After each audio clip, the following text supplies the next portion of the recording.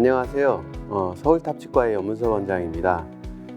오늘 대한심미치과학회에서 주관하는 우리 대놀과 같이 하는 이 오스템 임플란트 이 녹화를 하면서 우리 또 임상을 같이 공부할 수 있게 영광을 주셔서 매우 감사드립니다. 오늘은 다소 생소할 수 있는 플라즈마라는 주제를 가지고 한번 공부를 해보도록 하겠습니다. 오늘은 특히 그 중에서도 임플란트에서 이 플라즈마를 어떻게 활용할 수 있는지에 대해서 한번 공부를 해보도록 하겠습니다. 요즘에 플라즈마라는 거가 좀 많이 이렇게 대두가 되고 있는데 사실 이게 뭔지 모르시는 분들도 많이 계세요. 그래서 이 플라즈마가 뭔지를 먼저 설명을 하고 들어가도록 하겠고요. 저도 처음에는 이 플라즈마가 뭔지 몰라서 따로 공부를 해봤었습니다. 플라즈마는 우리가 학교 다닐 때는 사실은 물질의 성상이 세 가지가 있다. 고체, 액체, 기체. 그러나 요즘에는 네 가지의 성상이 있다고 합니다. 그래서 네 번째 형태, 그래서 고체, 액체, 기체, 플라즈마 이렇게 될 수가 있어요. 우리가 에너지를 가하게 되면 고체가 액체가 되고 또 더 가하게 되면 액체가 기체가 되죠. 그 상태에서 또 에너지를 더 가하게 되면 초고온 상태로 가열돼서 전자와 양전하를 가진 이온으로 분리된 상태를 우리가 플라즈마라고 이야기를 합니다.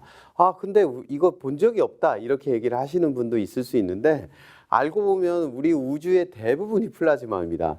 뭐 태양도 플라즈마고 오로라도 플라즈마고 우리 번개도 플라즈마고 이렇게 알고 보면은 대기권이 아닌 데에서는 쉽게 일어나는 일인데 다만 대기가 있을 때는 만들어지기 어려우니까 우리 지구상에서는 굉장히 불안정한 대기, 예를 들면은 뭐 번개를 치는 그런 대기나 이런 데 외에서는 잘 안 만들어지죠. 그래서 우리가 대기권 내에 살고 있기 때문에 플라즈마를 만나기가 쉽지 않습니다. 하지만 이 플라즈마라는 거는 산업적으로 또 기타 의학적으로 앞으로 굉장히 많은 분야에서 많이 쓰여질 거라고 생각이 됩니다. 그래서 우리가 이제 오늘 공부할 내용인 티타늄 임플란트 서페이스에서 어떻게 플라즈마가 활용되는지를 공부하기 위해서 먼저 티타늄 임플란트의 표면 처리에 대해서 한번 알아보도록 하겠습니다. 보통 임플란트 표면 처리의 방법이 여러 가지가 있을 수 있는데 저는 이렇게 나눕니다. 어딕티브와 서브트랙티브 이렇게 나눕니다. 어딕티브는 뭐냐면은 뭔가 표면에 뭐를 입히는 거예요. 옛날에 엔더포와 같은 회사에서는 글래스 비드를 입혔고 HLE를 코팅하기도 하고 뭔가 그 위에 다른 물질을 입히는 걸 그래서 더해지는 것을 어딕티브라고 얘기를 하고요. 서브트랙티브는 반대입니다. 뭔가를 입히는 게 아니라 뭔가를 긁어내고 깎아내는 거죠. 뭐 예를 들면 샌드브라스트를 해가지고 표면을 거칠게 만든다든지 산처리를 해서 에칭을 한다든지 하는 것들이 많아지죠. 그래서 처음에는 굉장히 어려운 이런 어딕티브한 테크놀로지를 많이 썼는데 요즘에는 오히려 반대로 서브스트랙티브한 이렇게 뭔가를 긁어내는 이런 방법이 많이 유행을 하죠. 그 서브스트랙티브의 가장 대표적인 게 SLA였고요. SLA가 앞으로도 한참 동안 우리 임플란트 표면의 대세를 주도할 것이라고 저는 생각을 합니다. 왜 이렇게 SLA가 주도를 하느냐? 첫 번째는 생산 단가가 굉장히 저렴합니다. 그리고 생산 기술도 비교적 쉬워요. 어렵게 HA 코팅하는 것보다 SLA로 샌드 치고 그 다음에 산 처리해서 이렇게 쉬운 생산 시설. 그러다 보니까 작은 임플란트 회사도 이런 작은 생산 시설로 제작이 되고요. 내구력도 우수합니다. 위에다 입혀서 코팅이 벗겨지거나 이러지 않고요. 표면적이 넓어서 초기 골유착도 굉장히 유리하죠. 생산 단가도 저렴하고 생산하기도 쉽고 효과도 좋기 때문에 이러한 SLA를 앞으로도 쓸 거고 지금도 굉장히 많은 회사에서 대부분 쓰고 있어서 현재 대세라고 볼 수 있죠. 그런데 이것도 단점이 있다라는 거죠. 그래서 SLA라는 거는 어떻게 만들어지냐면 이렇게 보면은 일단은 라지 그릿 알루미나 블라스팅을 먼저 하고 듀얼 엑시드 에칭을 합니다. 그래서 표면적을 넓게 할 수 있는 모든 노력을 다 같이 하는 거죠. 이렇게 보시면은 황산과 염산을 보통 이제 회사마다 레시피가 좀 다른데 90도씨에서 엑시드 애칭을 한다고 볼 수가 있습니다. 이렇게 되면은 지금 보시는 전자현미경 사진상처럼 굉장히 거친 표면을 만들 수 있고 이러한 거친 표면이 어떤 골 유착을 하는데 굉장히 유리한 여건을 작용을 합니다. 그래서 과거에 이런 논문이 있었습니다. 처음에 이제 브레네막이라는 회사에서 이런 머신들, 거기서는 턴드 서페이스라고 부르는데요. 턴드 서페이스로 만든 임플란트가 유행을 할 때 이 SLA를 세계에서 유행시키고 가장 먼저 상용화를 해서 어떤 이론을 정립한 회사는 ITI였는데요. 거기서 이러한 머신드 서페이스에 의해서, 턴드 서페이스에 의해서 우리 SLA 서페이스는 얼리 본 포메이션을 하는데 굉장히 중요하다라고 하는 논문을 발표를 했죠. 이 논문에서 보면 우리가 굉장히 주목해야 되는 이론이 나오는데요. 첫 번째가 디스탄스 오스테오제네시스라고 하는 겁니다.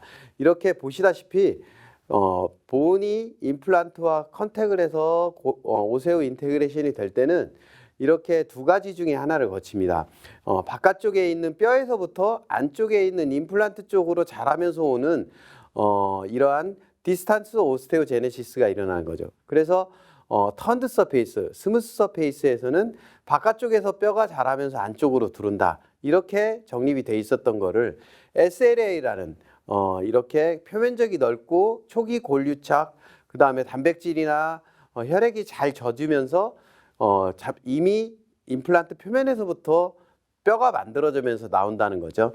그래서 뉴본 포메이션이 임플란트 표면에서부터 바깥쪽으로 오는 이러한 부분을 우리는 SLA의 장점인 콘택트 오스테오제네시스다 이렇게 부르게 되는 것이죠.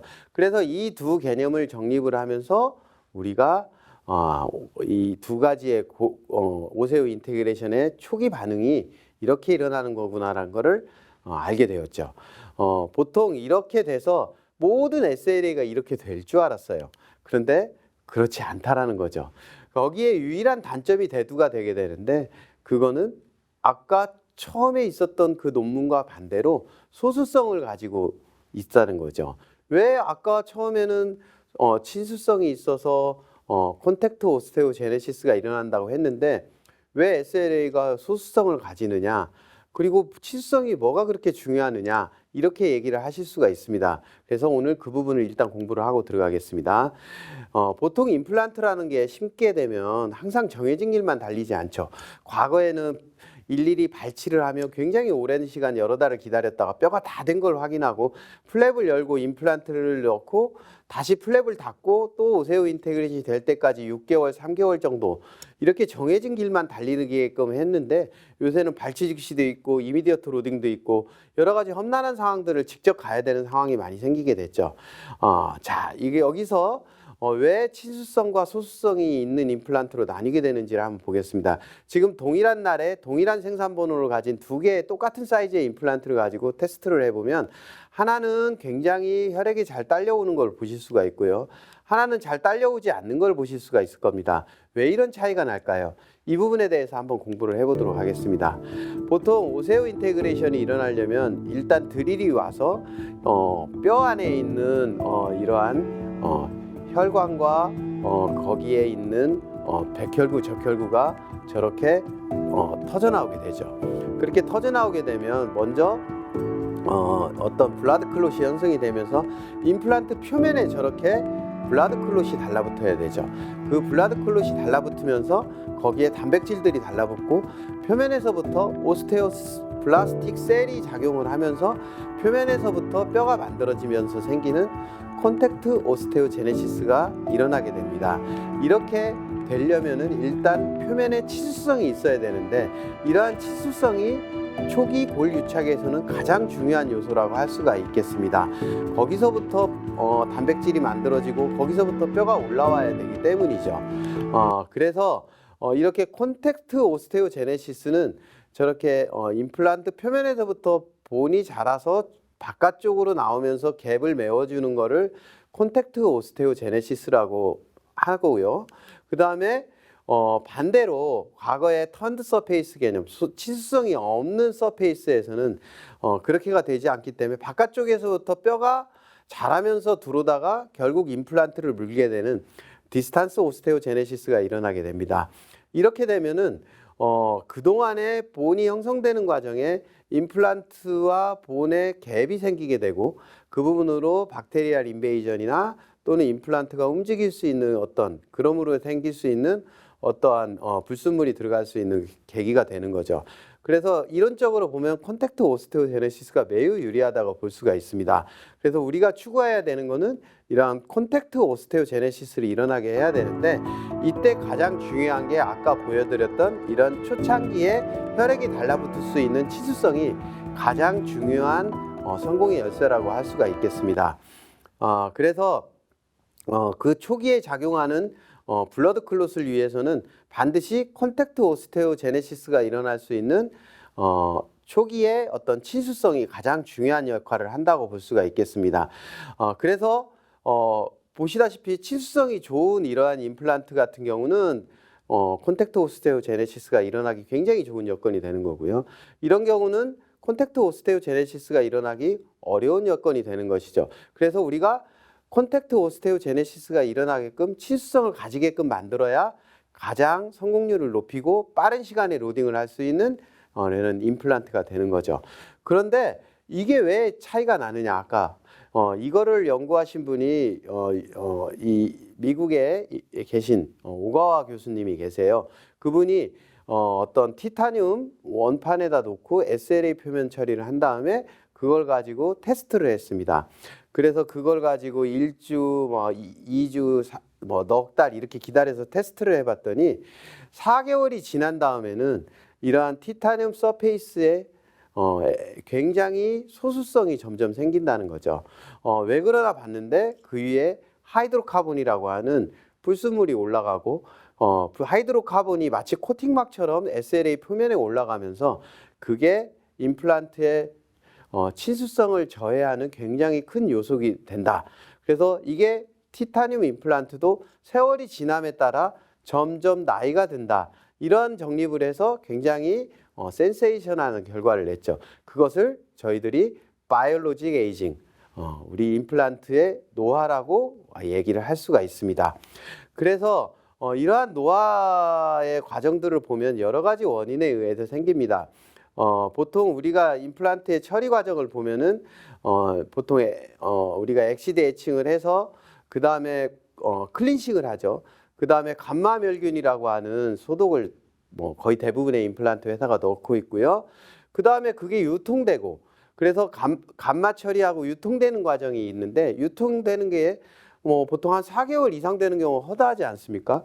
심지어 외국에서 오는 임플란트는 4개월에 저희 병원까지도 오지도 못합니다. 그래서 이러한 경우에 에이징이 있을 수밖에 없고 그것들이 임플란트 수술을 할 때 방해 요소가 된다는 거죠. 그래서 우리가 어떻게 하면 이런 노화가 생기는지 공부를 해보고 싶은데 그 노화라는 뜻은 다른 의미로 타나막, 하이드로카본이 주 원인이 되고요. 보통 우리가 임플란트 패키지를 하는 게 우리가 이야기하는 플라스틱 성분이죠. 거기에 카본 성분들이 있겠죠. 폴리카보네이트에는 카본이 있으니까요. 그래서 카본 성분들이 공기 중에 떠서 다님에 의해서 점점 시간이 지나면서 표면이 침착이 됩니다. 그래서 타나막을 형성을 하게 되고 그 타나막이 또 잘 형성이 되게 하는 여건 중에 하나가 우리가 임플란트 소독을 할 때 감마 라디에이션을 하는데 감마 라디에이션 하면 표면 전하가 변하게 되고 표면 전하가 변함에 의해서 그 정전기 같은 그런 원리에 의해서 완전히 이 공기 중에 떠다니는 임플란트 패킹을 했던 공기 중에 떠다니는 그런 하이드로카본이 임플란트 표면에 침착을 하게 되면서 시간이 몇 개월씩 지나면 그 다음부터 임플란트 노화에 의한 어떠한 소수성을 가지는 변성이 일어나기 시작하는 겁니다. 그래서 과연 이거를 어떻게 해결할 수 있는지 또 우리가 공부를 하게 됐죠. 그래서 이 논문을 보면 그에 대해서 굉장히 자세하게 설명을 하는데 우리가 여러 가지 방법이 있었어요. 이거를 탄화막이 생기지 않게 하려면, 우리 하이드로카본에 의한 에이징이 생기지 않게 하려면 두 가지를 논의를 해야 되는데, 일단 기존의 패킹에서는 UVA라든지 UVC라든지 뭐 이런 것들을 쓰게 됐고요. 그렇지 않고 패킹 단계에서 이런 하이드로카본이 생기지 않게끔 방어하는 기술이 있었어요. 그게 이제 스트라우만이 이야기하는 물에 넣어서 유통을 하는 거죠. 그래서 스트라우만 임플란트에 보면 액티브라는 그런 라인업에 보면 물속에 들어있잖아요. 그 물속에 들어있음으로 해서 공기 중에 하이드로카본이 떠다니면서 표면에 침착되는 것을 막는데, 사실 이거는 스트라우만만의 특허가 걸려 있기 때문에 사실 다른 회사에서 따라하기가 쉽지 않았고요. 그와 반대로 이미 패킹이 돼서 나오는 회사들은 체어사이드에서 해결을 할 수 있는 방법이 있었죠. 그게 이제 과거부터 유행하던 UV, 그래서 UVA, UVC, 그리고 하나가 플라즈마, 이런 방법을 이용하게 됐죠. UVA나 UVC는 이미 소개가 어느 정도 돼 있고 상용화가 돼 있는데, 사실 플라즈마는 상용화를 시키려면 굉장히 고급 기술이 필요했고요. 좋다는 건 알았으나 상용화 시키기에 굉장히 어려웠죠. 그래서 우리나라에도 그렇고 해외에도 생기기 시작했는데, UV 패킹을 해서 UV 처리를 해서 이런 탄화막을 없애려는, 또 치수성을 좋게 하려는 그런 라인업을 가진 임플란트 회사들이 쏙쏙 나오게 되었습니다. 그러나 이제 UV로 하게 되면 시간도 많이 걸리고 아무래도 플라즈마에 비해서 효과도 좀 떨어지게 되는 것이죠. 그래서 이러한 부분을 더 효과적으로 만들기 위해서 플라즈마를 이용한 방법들을 더 연구를 하게 되었습니다. 그래서 이렇게 UV를 이용하거나 플라즈마를 이용하는 방법을 우리가 한꺼번에 이야기할 때 포토 펑셔널리제이션, 이렇게 부르고요. UV든지 플라즈마든지 이용을 하는 것이죠. 그래서 보통 이러한 포토 펑션을 가지고 SLA, 어떤 회사의 SLA도 할 수 있다. 그래서 그렇게 만든 기계가 있었습니다. 상당히 많은 회사의 임플란트를 가지고 논문을 썼고 그걸로 효과를 보았습니다. 그래서 보통 여기에 나와 있는 이 프로토콜을 보면은 동일한 임플란트를 최대 어떤 치수성을 갖게 하려면 약 한 24시간 정도를 UV를 쪼이게 되고요. UV를 쪼인 것과 쪼이지 않은 거를 저렇게 테스트를 해보면은 이렇게 에이징이 있는 티타늄, 동일한 티타늄 시편에서 포토 펑션을 하고 나면은 저렇게 아주 깨끗하게 물이 번지는 치수성을 보여주죠. 지금 보시면은 치즈 임플란트 픽스처에서도 굉장히 차이가 납니다. 물에 닿은 순간 물이 쫙 딸려 올라오는 이런 치수성을 보이게 되고요. 이런 치수성을 보이는 임플란트가 성공률도 좋고 얼리 로딩이 가능하다. 이러한 개념으로 우리가 정립이 됐죠. 그래서 UV의 어떤 치료 효과는 하이드로카본의 제거 효과다. 이렇게 보시면 됩니다. 그래서 이거를 조금 더 개발을 시키기 위해서 몇 년 전부터 갑자기 이 플라즈마를 가지고 하게 되었습니다. 이제 플라즈마 기술이 많이 좋아지면서 이러한 상품화가 되었고, 이걸 가지고 이제 임플란트에 직접적으로 응용하는 부분이 생겼는데, 임플란트 표면 처리에 사용되는 플라즈마는 상온 대기압 플라즈마라는 게 있고 진공 플라즈마라는 게 있습니다. 상온 대기압 플라즈마는 상온에서는 또 대기압에서는 잘 플라즈마가 발생이 안 되기 때문에 대부분 가스를 보조제로 씁니다. 아르곤 가스라든지 네온 가스. 그래서 이렇게 만들어진 상품도 있었고요. 진공 플라즈마는 아무런 첨가하는 그런 가스가 필요하지 않아서 굉장히 클린한데요. 문제는 엄청난 진공을 잡아야 되는 기술적인 또 상용화적인 이런 문제들이 있었습니다. 그래서 이와 관련된 논문으로서는 몇 년 전부터 계속 발표가 됐고요. 거기서 보면은 가장 우수한 방법이 플라즈마다. 이런 체어사이드 친수성에 있어서 처리 방법이 플라즈마가 굉장히 효율적이다라는 논문이 우리나라에서도 많이 있었고, 이런 논문들에 의해서 이러한 니즈가 있고 또 이러한 시도들을 계속 해왔습니다. 중요한 거는 이제 상용화를 시키는 건데, 유럽의 한 회사가 상용화를 시켰죠. 이제 이게 지금 유럽의 회사인데 사실은 패킹을 저렇게 까서 넣고요. 또 거기 넣어서 처리하는 이 플라즈마가 상온 대기압 플라즈마입니다. 그래서 아르곤 가스나 뭐 이런 것들을 쓰게 됨으로 해서 저렇게 넣고 빼는 과정에서 콘타미네이션의 위험성이 있기 때문에 기껏 친수성 처리를 했는데 콘타미네이션이 되면 또 잃는 부분도 상당히 많잖아요. 그리고 저렇게 번개같이 대부분 불안정한 대기에서 나오기 때문에 균일하게 도포가 되지 않고 저렇게 아크 방전, 이렇게 막 우리 스파크가 일어나는 듯이 방전이 되죠. 그렇지만 치수성의 효과는 있었습니다.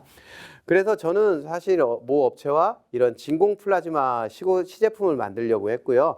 아무런 첨가되는 가스 없이 아까 스파크 같은 방전이 아니라 글로우 방전, 저렇게 구름이 떠서 올라가듯이 저렇게 글로우 방전이 되면서 굉장히 효율이 좋고 균일한 플라즈마 처리를 할 수 있는 장비를 개발하게 됐고요.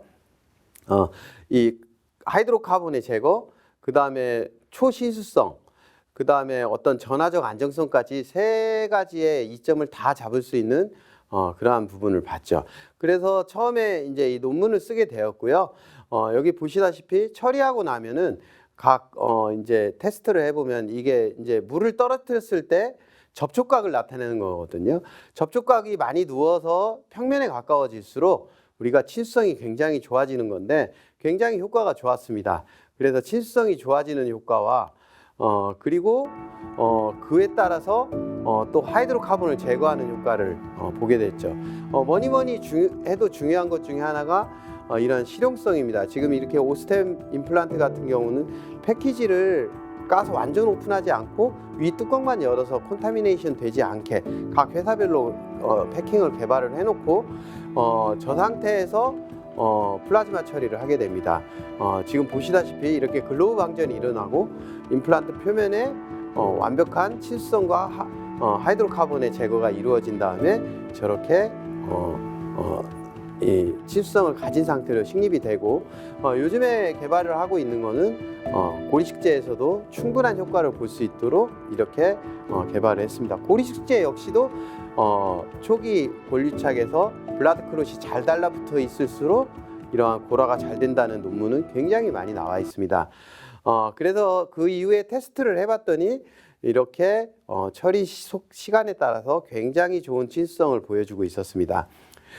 그래서 실질적인 임상에 테스트를 했고 우리가 보통 한 4주 정도에 맞이하는 스테빌리티 딥이 있잖아요. 우리가 이제 초기 고정력을 잃고 골유착이 되기 중간 단계 가장 위험한 구간인 스테빌리티 딥이 구간이 좀 더 앞으로 오면서 또 그 딥에서 오는 ISQ 값이 굉장히 거의 떨어지지 않는 것까지 볼 수 있습니다. 그래서 절반 이하로 줄게 되는 거죠. 그렇다는 거는 임플란트의 로딩 시기가 과거에 3개월, 6개월이었던 거를 좀 더 당길 수 있는 아주 좋은 논문이 되겠습니다. 그래서 이러한 테스트를 해봤고요.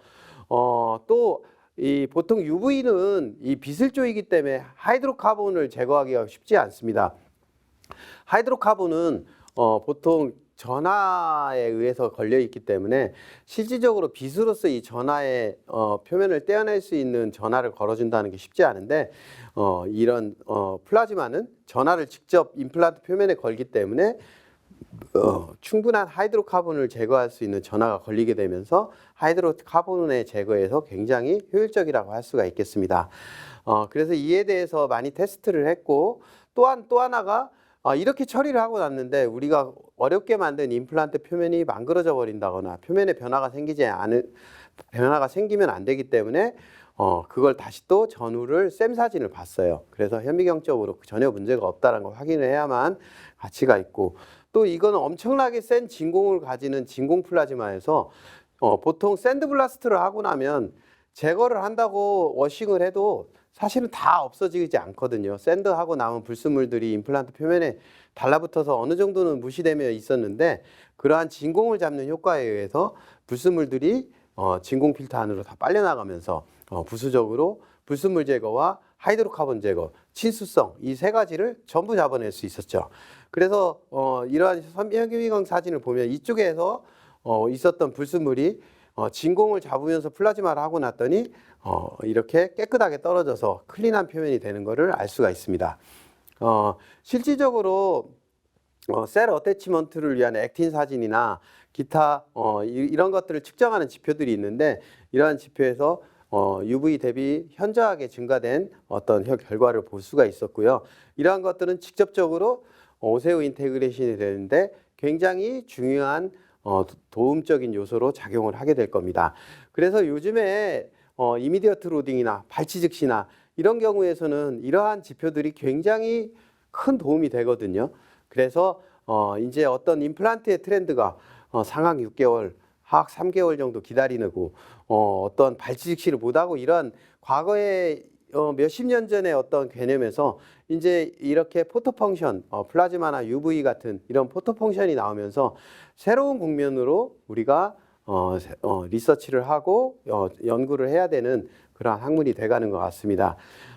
그래서 이러한 표면 불순물의 제거, 친수성의 향상 이런 것들이 앞으로 임플란트에 SLA가 있었던 굉장히 좋은 장점에다가 거기에서 반대적으로 단점으로 해당하는 부분을 모두 커버를 할 수 있기 때문에 SLA가 이러한 플라즈마와 만나게 되면 최고의 결과를 낳고 또 SLA는 생산하는데도 그리 어렵지 않기 때문에 굉장히 임플란트의 어떤 성공률이나 어떤 또는 활용도가 넓어질 거라고 저는 이렇게 생각을 합니다. 그래서 앞으로는 이러한 임플란트 임상이 조금 바뀌어야 된다고 보입니다. 그래서 제가 간단하게 케이스를 보여드리면 이렇게 심플한 임플란트, 물론 뭐 과거의 방법으로도 다 되는 건데요. 저는 요즘에 이렇게 정확한 식립을 위해서 서지컬 가이드를 꼭 쓰고요. 그래서 서지컬 가이드를 이용해서 임플란트를 식립을 합니다. 그리고 플라즈마 처리를 저렇게 하게 되죠. 플라즈마 처리가 뭐 굉장히 오래 걸리는 게 아니라 몇십 초면 되기 때문에 몇십 초가 되면 플라즈마 처리를 한 임플란트를 꺼내서 저렇게 사용을 하고 있고요. 저렇게 해서 나온 임플란트는 굉장히 친수성이 있는 임플란트가 되겠습니다. 그래서 저 상태로 임플란트를 넣을 때 일단 혈액이 쫙 하고 딸려오시는 걸 보실 수가 있겠습니다. 그래서 과거의 SLA와는 다르게 훨씬 더 표면에 젖음성이 좋게 들어가게 되는 것이죠. 그렇게 해서 그 당시에 ISQ를 쟀을 때 이미 그때도 좋았지만은 중간에 일주일 후에 스테빌리티 딥은 만날 수밖에 없어요. 근데 과거에는 4주에 만나던 거를 요즘은 1주나 2주에만 만나고 4주에는 정상적으로 초기 고정력만큼 올라가는 우리가 로딩이 가능하게끔, 그래서 ISQ 체크를 해보고 한 달 만에 로딩을 하는 경우들이 많습니다. 이렇게 한 달 만에 로딩을 해서 마무리를 짓게 되고요. 그래서 이러한 임플란트의 어떤 사학에서도 프로토콜이 보통 서지컬 가이드를 신고 이걸 이용해서 임상을 하게 되면은 저렇게 플라즈마를 이용해서 처리를 하고요. 그렇게 하게 되면은 보통 한 달이나 두 달 상황마저도 그런 때 ISQ를 보고 로딩을 할 수 있게 되는 여건이 만들어지는 겁니다. 그래서 이러한 부분들은 이제 앞으로 굉장히 많은 회사에서 활용을 하게 돼 있고 뭐 회사 아니라 범용 장비가 나와 있기 때문에 저는 모든 회사의 임플란트에 이걸 사용을 하고 있습니다. 그래서 한 달 로딩이라는 이러한 개념으로 만나게 되면 저렇게 전치부 환자 같은 경우는 빠른 로딩에 의한 만족도가 굉장히 크다는 것이죠. 그래서 진공 플라즈마가 가지는 어떤 그런 가치는 과거에 어떠한 UV나 일단 진공이 아닌 상온 대기압 플라즈마가 갖고 있었던 어떠한 하이드로카본의 제거와 그 다음에 친수성 정도가 어떤 최대 장점이었으면 진공에 의한 불순물 제거까지도 같이 되기 때문에 여러 가지의 장점이 있어서 당분간 이 학문이 굉장히 발전할 거라고 저는 생각을 합니다. 그래서 제가 이제 오가와 이 교수님 논문을 많이 읽어봤는데 거기에서도 이렇게 어떠한 임플란트 에이징에 의한 해결법 중에 플라즈마나 이런 것들, UV나 이런 포토 펑션에 대해서 앞으로 굉장히 학문이 많아질 거다 했는데 이미 하버드나 이런 데서 여러 연구를 지금 하고 있는 것으로 알고 있습니다. 저는 오늘 임플란트의 플라즈마의 활용에 대해서 한번 말씀을 드렸고요.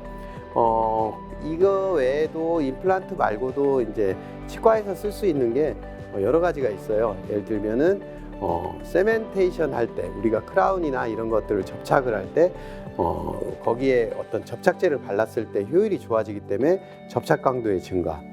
그 다음에 임플란트 말고도 크라운이나 우리 어버트먼트의 불순물의 제거, 그다음에 어느 정도의 어떤 소독, 그리고 앞으로는 여러 미백이나 이런 분야에서도 활용이 충분히 될 수 있어서 이런 플라즈마 임플란트 또 우리 치과계 활용 이런 부분들이 앞으로도 많은 화두가 될 거라고 생각을 합니다.